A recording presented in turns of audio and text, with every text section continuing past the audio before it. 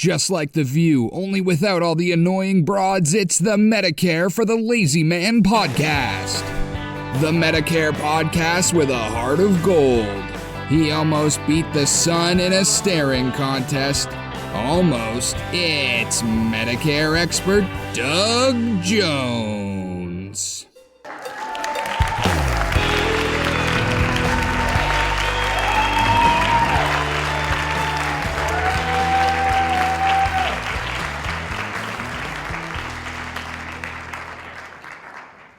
Well, hello, everybody. Welcome to another thrill-packed, exciting episode of Medicare for the Lazy Man podcast. As my Canadian nephew, Drew McMillan, may have told you, I am your Medicare expert, Doug Jones, and I am here for the purpose of helping you feel really confident and comfortable about whatever impending encounter with Medicare that you may have planned. And it may be coming soon. It may be coming off in the distance sometime, and you're a good student who wants to learn about Medicare before you really need that knowledge. I try to make it as pleasant for everybody as possible by encouraging them to purchase a copy of my book, Medicare for the Lazy Man. Current edition is 2024, so type that into the search window at Amazon, Medicare for the Lazy Man 2024. You can also go to Barnes & Noble if you want to do that. But you will find several editions of the book. You're going to find the Audible edition. You're going to find the Kindle edition. You're going to find the paperback edition that seems to be the most popular. And if you want to impress your friends and influence people, you may want to purchase the $24 hardcover version of the Medicare for the Lazy Man. That is the book that will actually live on long beyond this generation of Medicare consumers, far into the future. In fact, they'll probably dig it up. Future archaeology students will find it buried next to you, perhaps in your grave, and the monument that has been erected over your gravesite, you might have it put in that, or a time capsule. That would be an excellent use of the $24 version of the Medicare for the Lazy Man hardcover edition. So in any event, once you have the book in hand, you're going to find that it's a very pleasant way to learn about Medicare. It's not threatening, it's not full of giant words, and it is full of realities. When you hear television advertising that tells you that you're going to get all this stuff for free if you just call the 800 number that's flashing on your screen, you're going to see in my book an explanation of what's really likely to happen when you call that number. And I think information like this is going to be very valuable and helpful to those of you who are approaching Medicare. In fact, you'll become as expert as I am by the time you finish reading the book. So purchase Medicare for the Lazy Man 2024 and be prepared, because the 2025 book is coming down the pike. When that arrives, you may have enjoyed the 2024 version so much that you're going to start a collection. And I encourage that sort of thing. I also encourage my compadre, Randy Carson, to engineer this podcast in such a way that it's pleasing to the audience. And so far, I think he's doing a great job. Hello, Randy. Nice to have you on board. Thanks, Doug. I really appreciate that vote of confidence. I'm not sure I'm going to do it today, but someday, in terms of, pleasing the audience, I've thought about singing a jingle, but I don't know. Is that the way to go? Well, we've done that before, and I've noticed a dip in the audience participation. So I'm inclined to think that since our advertisers are providing the revenue for our Christmas party, I'm inclined to think that you might want to rethink that plan. Oh, okay. So I'm gonna make a number pick, and I've already picked it, but I'm going to just go for a number, and you have to explain to the audience, why do I have to pick a number? Well, here's the deal. One of the things that I have a mission in life about is to help people avoid Medicare Advantage plans when they go on Medicare, because Medicare Advantage plans are very much like roach motels. If you go into a Medicare Advantage plan when you first enter Medicare and you don't get out in time, you'll be trapped. You'll check in, but you won't be able to check out. So I always try to warn people, and I have a stack of articles that describe Medicare Advantage plans and the possible pitfalls that a participant is likely to find. They're numerically enumerated, and Randy picks a number at random every episode, and then I address that particular article. So Randy's going to tell us which of our remaining articles he's going to select for our attention today. Well, Doug, I know everybody is on the edge of their seat waiting. Well, So I certainly am. I am going to go for lucky number 7. Oh boy. Oh boy. All righty. I'm crossing out number 7 on the list, the neatly typed list. I am selecting article number 7. I am reassembling the stack of articles, and I am clamping them together so they don't get out of order. And now we're going to address article number 7.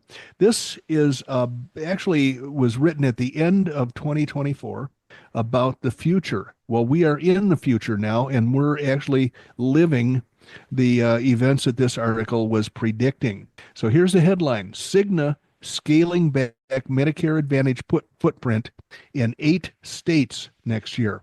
The reduction will affect roughly 5,400 members, mostly in Florida, according to a notice to their marketing agents. Now, here are the highlights of this article. Cigna is the latest health insurer to roll back its Medicare Advantage offerings. Next year, and next year is 2025, as the privately run Medicare plans look for ways to preserve profits amid higher costs from more seniors utilizing medical care. Cigna's planned reductions will affect 36 plans in 8 states, and it will include insurer exiting at least 3 counties entirely, according to a notice that marketing agents were given by a financial services company. However, the majority of those plans have low membership, and patients in most markets will have access to another Cigna Medicare Advantage plan, according to the notice. Seniors in selected areas of Colorado, Florida, Illinois, Missouri, North Carolina, Tennessee, Texas, and Utah will lose access to at least one Cigna plan next year. Meanwhile, Cigna is exiting 2 counties in Missouri and 1 county in North Carolina. The reductions will affect roughly 5,400 members, mostly in Florida, according to the notice. That's about 1% of Cigna's total Medicare Advantage membership. Every year, Cigna Healthcare Medicare evaluates services areas for viability. See, it's not always me, ladies and gentlemen. Sometimes these articles are not proofread very well. For network adequacy and provider engagement, if any gaps are identified in these areas that cannot be resolved, it can result in Cigna Healthcare reducing services and or not renewing plans. Cigna is a relatively small player in the Medicare Advantage market, but even though they're small, ladies and gentlemen, it's a big, huge insurance company, and they are following suit with restricting their Medicare Advantage offerings, just like the big boys that they're competing with, the Humanas and the United Healthcares. Of the Connecticut-based insurers, 19 million Medicare customers, only about 600,000 are in the Medicare Advantage plans. The insurer's bread and butter is offering employer-sponsored plans along with services for other healthcare companies like its massive pharmacy benefit manager, Express Scripts. I don't think I knew that Express Scripts was a Cigna-owned company. However, Cigna has tried to grow its Medicare Advantage business over the last few years, attracted by the rising number of seniors electing for Medicare Advantage over traditional Medicare. For 2024, Cigna offered plans in 603 counties across 29 states and the District of Columbia, reaching almost half of the total addressable market. But now Cigna is winnowing its footprint in advance of removing itself from the Medicare market entirely, after the plans failed to yield the margins that Cigna expected. In January, the insurer said it was selling its Medicare business to Chicago-based Healthcare Service Corporation for $3.7 billion. That deal is expected to close in the first quarter of 2025, and I will tell you that the company I just mentioned, Healthcare Service Corporation, commonly referred to as HCSC in the insurance business, is the company that owns, the parent company of Blue Cross Blue Shield of Illinois, Blue Cross Blue Shield of Texas, Blue Cross Blue Shield of Oklahoma, New Mexico, and Montana. So it is actually reaching out into other segments besides Blue Cross Blue Shield companies. It's acquiring Cigna, expected to close that purchase in the first quarter of 2025. With the sale, Cigna is exiting a sector that has historically proved a huge source of growth for insurers, but has seen its earning potential shrink following regulatory changes and unfavorable cost trends. Challenges include changes to payment rules that could lower payments to plans, stricter methodology for calculating quality ratings that's causing payers to lose out on lucrative business, and participants utilizing more health care, driving up the medical costs. Major Medicare Advantage payers are winnowing their offerings for 2025 in a bid to protect margins and stay profitable, with CVS and Humana expected to take the most drastic action. So apparently Cigna wasn't big enough to absorb the financial stress that the other carriers are being put through, and so they're a larger share of their Medicare Advantage businesses going down the drain. Well, that's okay with me because that leaves more Medicare supplement business for the rest of us.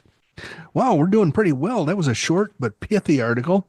The second thing that we like to do is talk about the benefits that are available under Medicare as itemized in the newest federal publication that I've discovered, Your Medicare Benefits 2024. I downloaded this thing and killed about 3 trees printing it out, which was a mistake. You can just tell somebody to send it to you if you want to. I have to believe that you would be able to avoid having to print it. You could probably go through and just print the elements of it online that would be most meaningful to you. What we're going to do today is address the section entitled Blood-Based Biomarker Screening Tests for Colorectal Cancer. Say that fast about 5 times.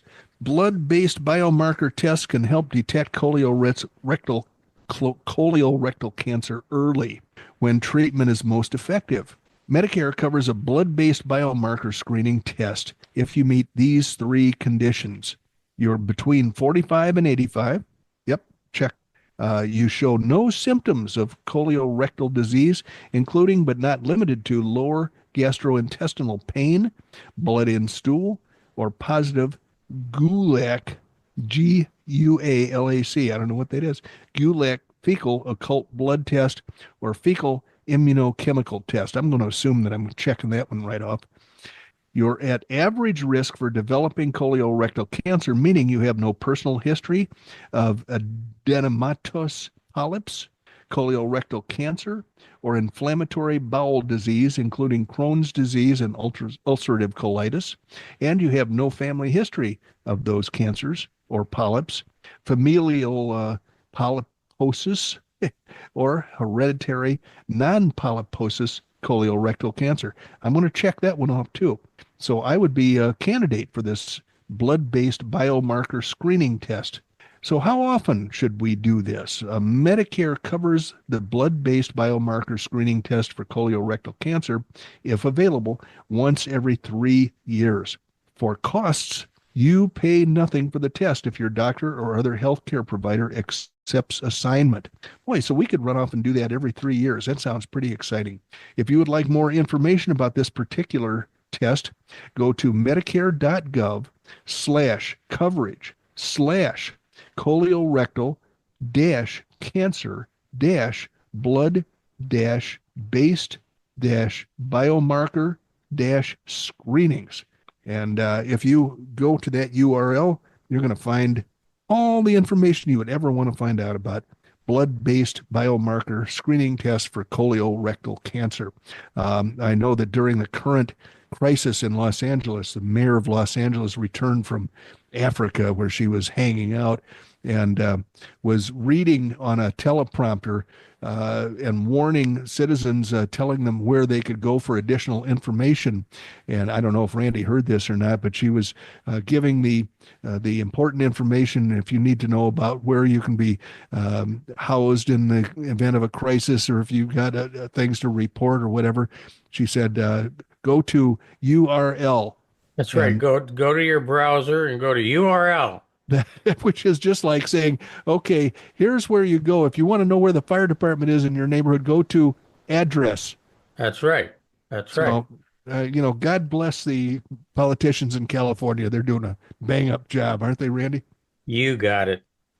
I think we're probably on the verge of the exact midpoint of our average podcast length. So I'm going to say, I'm going to call an audible here, and I'm going to say, let's go for our commercial break so that our massively financed sponsors can shovel a little cash in our direction.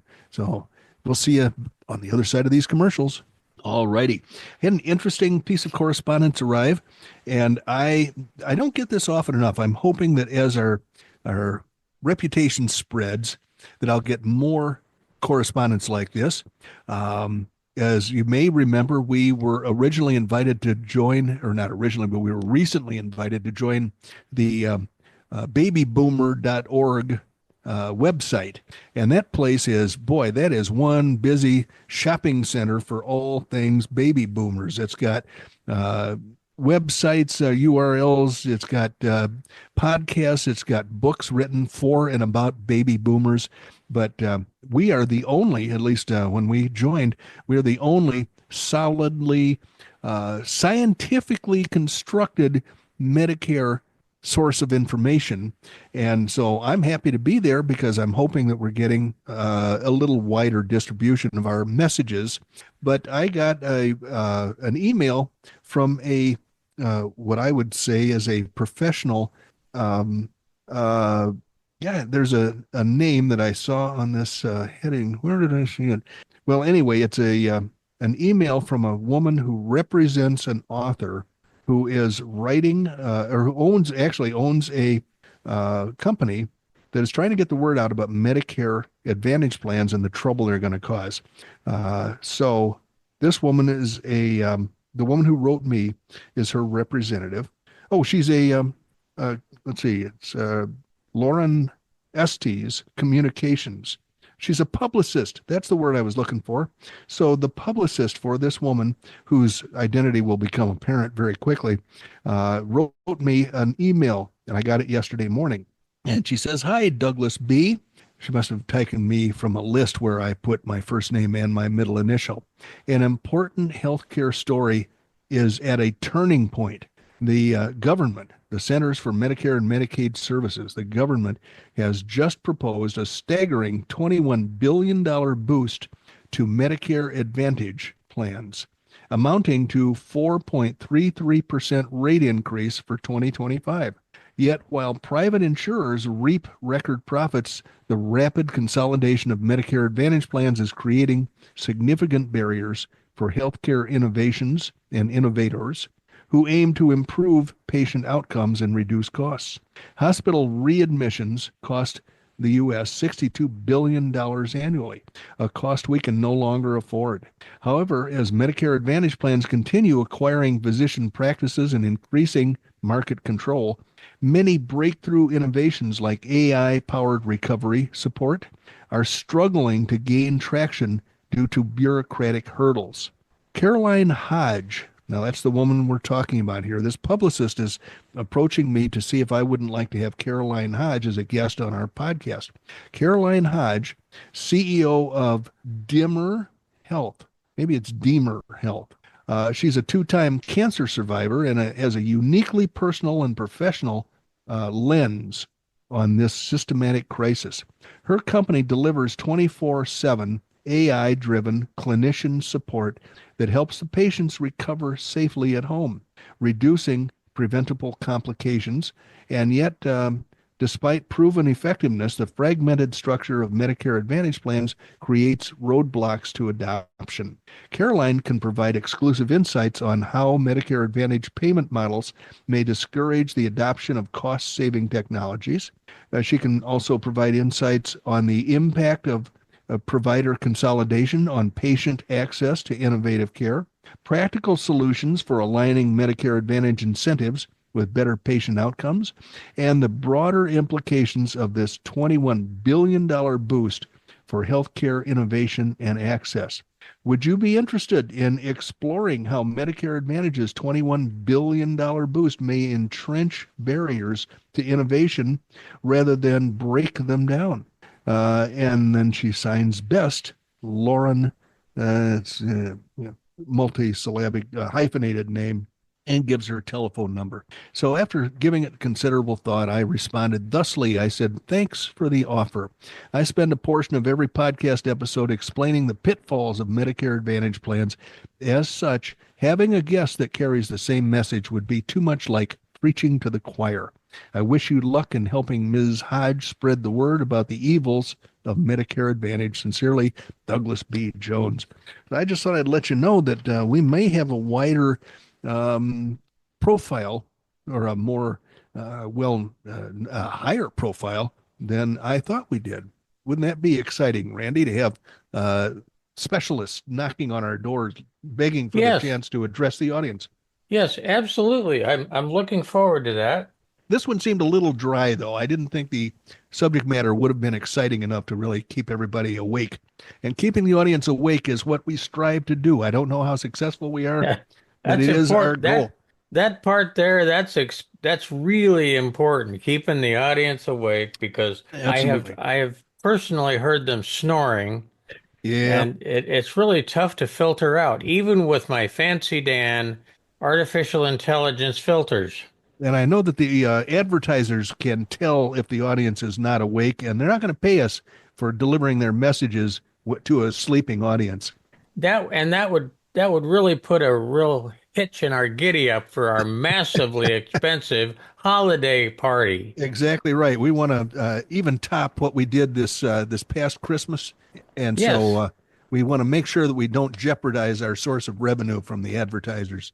We went to a really fancy French cafe, and after that we went and got a ice cream cone from Dairy Queen. No. Yeah. Oh boy. Well, next year, what we'll do is we should hire a party planner for ourselves. Yes. And that way we can ensure that we've done the best possible, set up the best possible entertainment for our staff. Yes. Yeah, I totally agree with you. And presents. Don't forget, we got to give out presents. Well, that's one way that we could save some money if we don't give out a lot of presents. But we'll have to put the pencil to this expenditure and see if we can afford it or not. Absolutely. I've still got one. I've still got a Christmas present I got way back in the day from in the banking world. Uh-huh. A desk light. Still wrapped? Oh, okay. Everybody has a desk light from like 1973, right?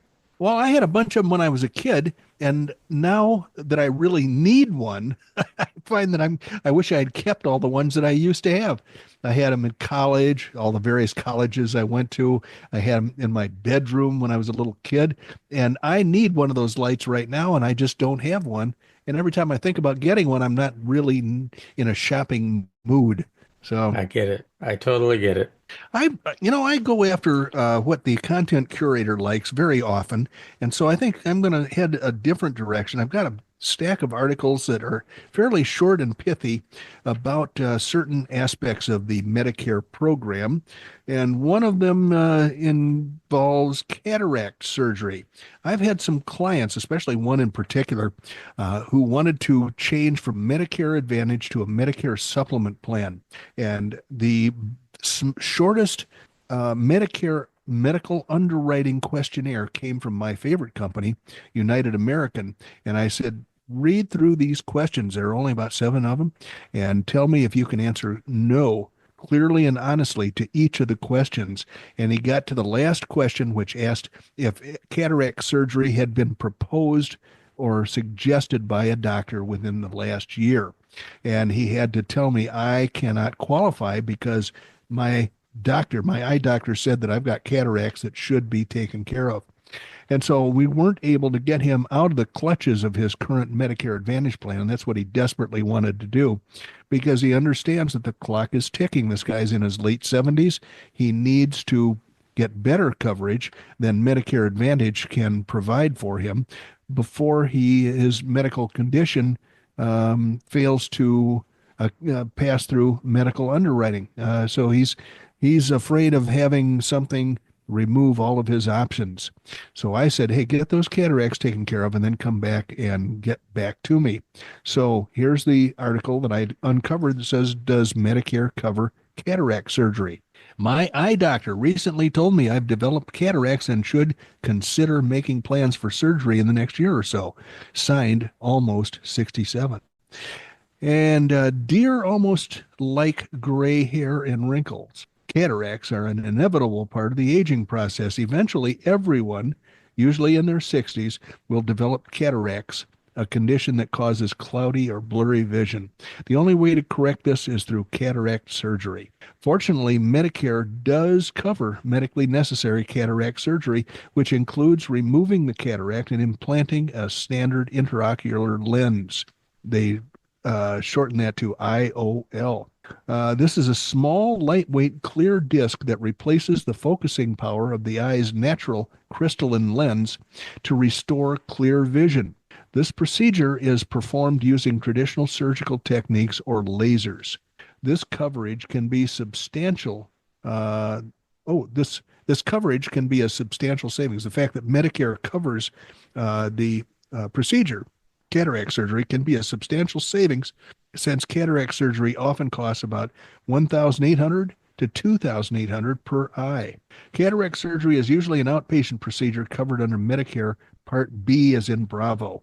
Once you pay the annual Part B as in Bravo deductible, which is $257 this year, you're responsible for the Part B as in Bravo coinsurance. Well, you're only responsible if you weren't smart enough to get a Medicare supplement plan that will take care of that for you. Cataract surgery is usually an outpatient procedure. Okay, we had that. This means you'll pay 20% of the cost. If you don't have a Medicare supplement plan, you'll pay 20% of the cost for covered services yourself. If you have a Medicare supplement policy, also known as Medigap, you'll have full or partial coverage for the 20% Part B as in Bravo coinsurance. If you happen to be enrolled in a private Medicare Advantage plan rather than original Medicare, you'll also have coverage for cataract surgery. However, you may have to pay different deductibles or co-payments, and you may need to use an in-network provider. You won't have the freedom of choice or the rich benefit coverage that you would have with a Medicare supplement plan. You'll need to call your plan to find out its coverage details before you schedule surgery. Now, what is not covered? Well, be aware that Medicare only covers cataract surgery with standard monofocal intraocular lenses. This improves vision at just one distance, so you may still need glasses for close-up vision. Medicare will not cover premium, which is multifocal intraocular lenses that can correct vision far away, up close, and in between, so that you can go glasses free after surgery. I've got a good friend that I met in junior high in 1960. His name is Paul. I'd like to think he's a listener to this podcast, but he is back in Illinois, and we hang around with him and his lovely wife every summer. But last summer, when we went back to Illinois, I did not recognize Paul because I met him in 1960. He had glasses that day, and every day since that I ever saw the guy. We used to play poker, we'd goof off a lot, go out and eat dinner together, and all of a sudden he didn't have his glasses on. I thought it was a different guy. It was very confusing and tough to get used to. But he had the surgery referred to here, cataract surgery, and he sprung for the extra special benefits that allow him to see well at all distances. So these premium intraocular lenses are expensive, costing approximately $1,500 to $4,000 per eye, which you would be responsible for if you chose to upgrade. Talk with your doctor about your options and costs before your surgery. And finally, the last segment of this article, are eyeglasses covered? Even though Medicare usually does not cover eyeglasses or contact lenses, it will pay 80% for one set of corrective lenses or contacts after cataract surgery. Medicare, however, limits its coverage to standard eyeglasses, frames, and lenses. If you want to get deluxe frames, progressive or tinted lenses, or scratch-resistant coating for glasses, you'll need to pay those costs yourself. Medicare also requires that you purchase the glasses or contacts from a Medicare-approved supplier.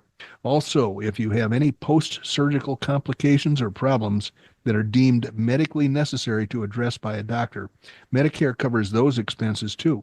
Any drops, antibiotics, or other medication prescribed after your surgery would be covered by Medicare Part D, as in dog, or a Medicare Advantage plan that includes prescription drug coverage.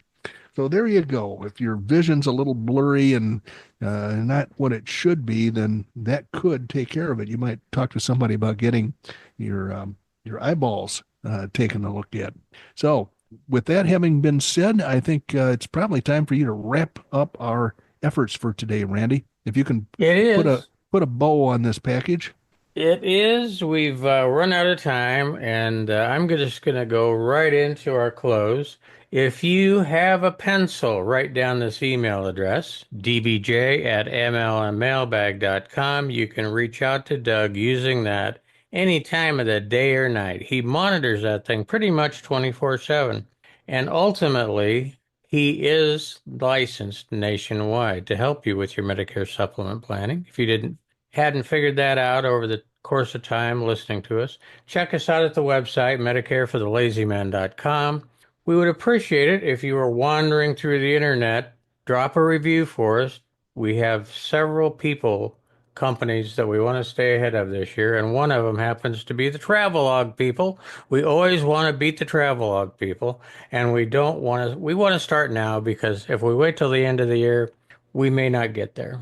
Number 4, last but certainly not least, thank you for joining us today. You could have been anywhere doing anything, and you weren't. You were with us, listening to Medicare for the Lazy Man podcast with Doug Jones. And just in case you have not been watching your clock, it's been about 32 and a half minutes with Doug Jones, the anti-insurance guy, originally from Oklahoma. No more. He's living in Cave Creek up in the high ground behind the city. And I'm not going to tell you just exactly how high he is, because he's been accused of being higher some days than others. But today I'm going to put him in at 7,200 feet. Read between the lines. I'm higher today than I have been in a long time, Randy, but it's a beautiful sunny day here in Arizona, so I don't mind it. And thank you very much, ladies and gentlemen, for joining us today. We will look forward to seeing you again at our next podcast recording episode extravaganza real soon. Bye-bye.